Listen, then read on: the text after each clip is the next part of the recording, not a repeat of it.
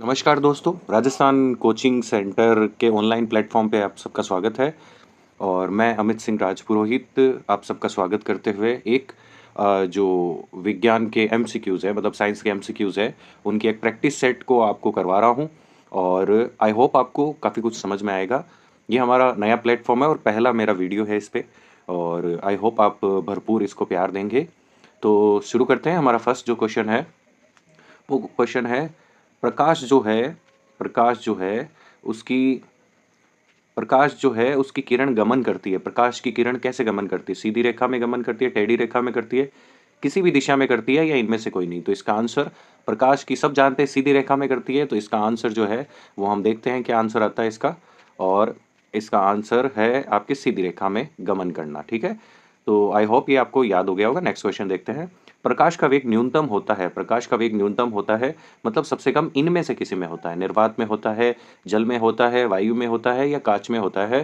तो आपको पता है कि प्रकाश जब एक माध्यम से दूसरे माध्यम में जाता है, या प्रकाश जब गमन करता है, तो फिर उसके जो वेग है उस पे इफेक्ट पड़ता है। तो निर्वात में तो सर्वाधिक होता है, यहाँ पूछा है न्यूनतम, तो न्यूनतम के अकॉर्डिंग मेरे इसमें अकॉर्डिंग देखते हैं इसमें आंसर क्या होता है। प्रकाश का न्यूनतम वेग इन ऑप्शंस में से कांच में होता है। कांच में प्रकाश का जो वेग है वो न्यूनतम होता है। नेक्स्ट देखते हैं।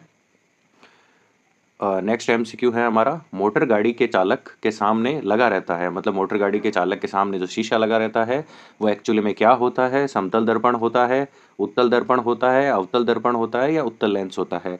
देखो, लेंस होने का तो सवाल ही पैदा नहीं होता, क्योंकि लेंस लगाएंगे तो वो तो आर पार देखता है, तो गाड़ी का शीशा इसका नहीं हो सकता। फिर उसके बाद में समतल दर्पण, समतल दर्पण ही लगाना होता तो उसमें कोई खास पीछे का व्यू आपको दिखेगा नहीं।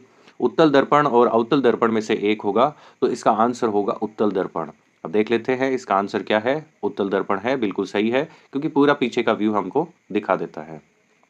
नेक्स्ट क्वेश्चन है, मोटर कार के हेडलाइट में किसका प्रयोग होता है? मोटर कार के हेडलाइट में किसका प्रयोग करते हैं? समतल दर्पण का करते हैं, उत्तल दर्पण का करते हैं, अवतल दर्पण का करते हैं, या फिर उत्तल लेंस का करते हैं? मैंने कहा लेंस का होने का सवाल ही नहीं है इसमें, समतल दर्पण के भी होने का सवाल नहीं है, या तो उत्तल होगा या अवतल होगा।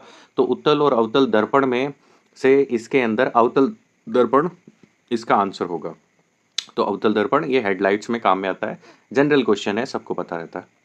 नेक्स्ट देखते हैं, समतल दर्पण में कौन सा प्रतिबिंब होता है? वास्तविक होता है, काल्पनिक होता है, दोनों होते हैं, या इनमें से कोई नहीं? देखो, वास्तविक और काल्पनिक में से एक होगा, दोनों होने का कोई सवाल नहीं है, और इनमें से कोई होने का भी कोई सवाल नहीं है।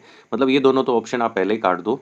अब देखो, समतल दर्पण के अंदर वास्तविक होता है। देखो, वास्तविक वो होता है जिसे पर्दे पर अपन ले सके, पर्दे पर रिप्रेजेंट कर सके, इसलिए इसमें होता है काल्पनिक, क्योंकि ये समतल दर्पण तो अंदर की तरफ बनता है, तो इसे पर्दे पर लेना इम्पॉसिबल है, इसीलिए काल्पनिक होगा। तो देखते हैं इसका आंसर क्या है। इसका आंसर है काल्पनिक, बिल्कुल सही है। और एमसीक्यूज़ की ये एक डेमो क्लास थी, 5 एमसीक्यूज़ हमने दिए हैं, और इस डेमो क्लास में आप पीडीएफ इसमें डाउनलोड भी कर सकते हो, और इसका सेकंड पार्ट अगर देखना चाहें तो सेकंड पार्ट भी हम देख सकते हैं, और इसमें लिखा हुआ है सेकंड पार्ट हम बाद में देखेंगे। तो इसी के साथ आप, आई होप, मेरा नया प्लेटफॉर्म है, प्लीज़ इसको आप सब्सक्राइब कीजिए। और ये राजस्थान कोचिंग सेंटर की ऑनलाइन वेबसाइट है, एक डेमो वीडियो है। तो राजस्थान कोचिंग सेंटर की तरफ से मैं आप सभी का स्वागत करता हूँ हमारे ऑनलाइन प्लेटफॉर्म में, और इसी के साथ धन्यवाद।